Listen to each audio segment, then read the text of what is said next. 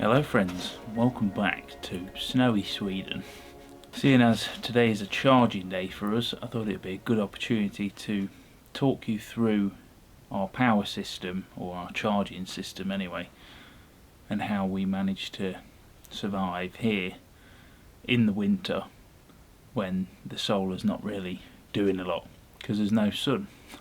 The first job, get the generator out and get some petrol in it. So this is our current solution to the problem of lack of sunlight during the winter. Yeah, it's a bit of a whopper, 7 kilowatts. It is dual fuel, but I've never ran it on gas because there's just no point. But yeah, this thing burns, well, we buy one of these jerry cans per week in the winter, but it doesn't actually use it all. I've just filled this back up now and it's probably 2 or 3 litres left in the bottom of that can, so it doesn't burn the whole lot. But this today is going to need to run for about 9 hours. That'll get us up fully charged again. I built this little shelter for it out the back here with some insulation around it, mainly for sound deadening. Obviously I'm not trying to insulate the thing. And there's an opening at the back for the exhaust to go out. During the warmer months I probably wouldn't run it in here because it's going to get warm, but now it's -10 today. It's fine. We've been running this for a couple of years now and it's not overheated yet. So yeah, what we have is, because there's 2 separate systems in the house, we have 2 separate cables. These are pretty chunky cables coming in, 2.5mm. I'll just put one in here. That one's the workshop and this one is upstairs. And that's it. So yeah, I'm going to turn this on now. About 9 hours is what it will take to fully charge both systems. And of course it's electric start, because who wants to be doing pull start in -30?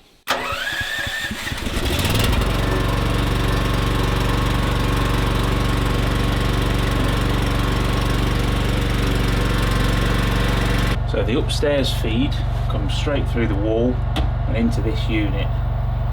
And this is a 24 volt 3-in-1, so it's a 3 kilowatt inverter, 60 amp mains charger, 60 amp solar charger.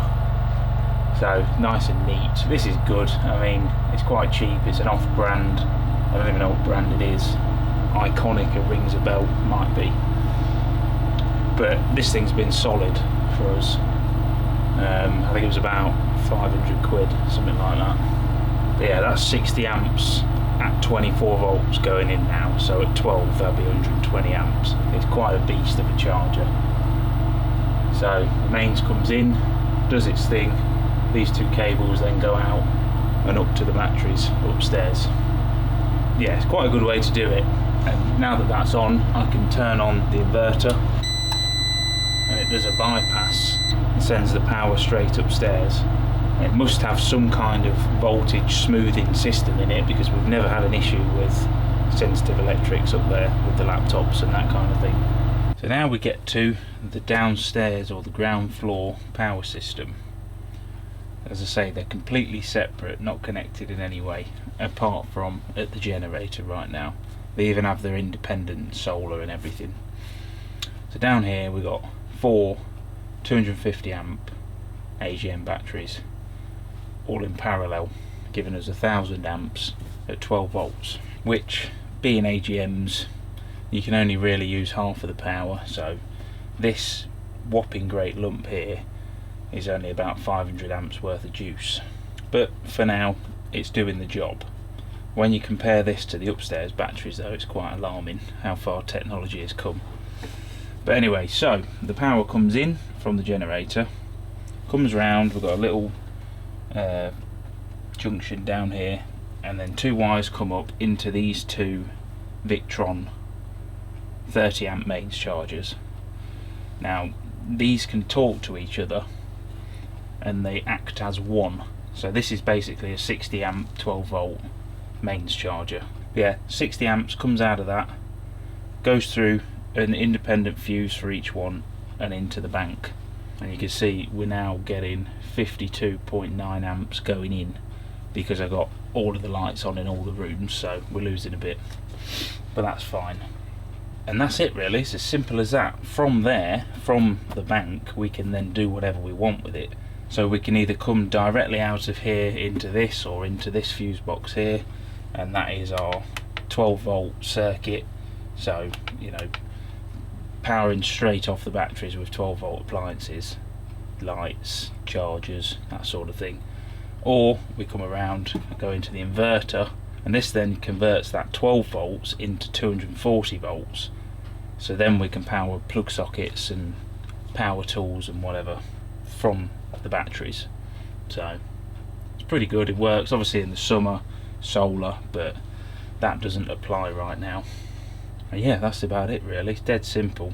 You know, this is quite fairly large. You could do this on a much smaller scale, one battery, one charger, much smaller generator, and it would achieve the same thing, just wouldn't last as long. So that's down here. Upstairs we go into two 24 volt 560 amp lithium batteries. They're from Fogstar, they're called the Drift, and they're working amazingly, they're brilliant, and they're a much smaller form factor than that whole thing with twice as much power. So pretty incredible really. I would highly recommend those batteries to anyone thinking of upgrading to lithium. They're bloody amazing for the price, really good. I'll leave a link to their website in the description so you can have a look if you're interested. So obviously our circumstances here are quite specific. We don't get any sunlight whatsoever hitting the panels for about 3 months, so that's why we have to then rely on the generator. Just to clarify a few things quickly before the smarter folk among you start making suggestions. Hydro, not possible. It gets to beyond -30 here. There is no running water where we are, unfortunately. So hydro is not an option. Wind, I'm on the fence with it. It's kind of hard to experiment because they're so expensive. And also during the winter, we barely get any wind here whatsoever. So I don't think it'd even work. Get plenty of wind in the spring and autumn, but then we have solar, so it's kind of pointless. So yeah, just to clear that up quickly, I do want to look into thermoelectric on the stoves. We have 2 wood burners in here running 24/7 basically during the winter. Thermoelectric very much excites me, however it's extremely expensive, the units are. You can buy pre-made units like 100 watts or maybe 150 watt charger that's powered off the stove, but they're $700-800 a piece, and that's a lot of money to be experimenting with. So maybe in the future, I don't know. For now, this is what we got and we make it work. As for costing, I actually don't think it works out too bad at all.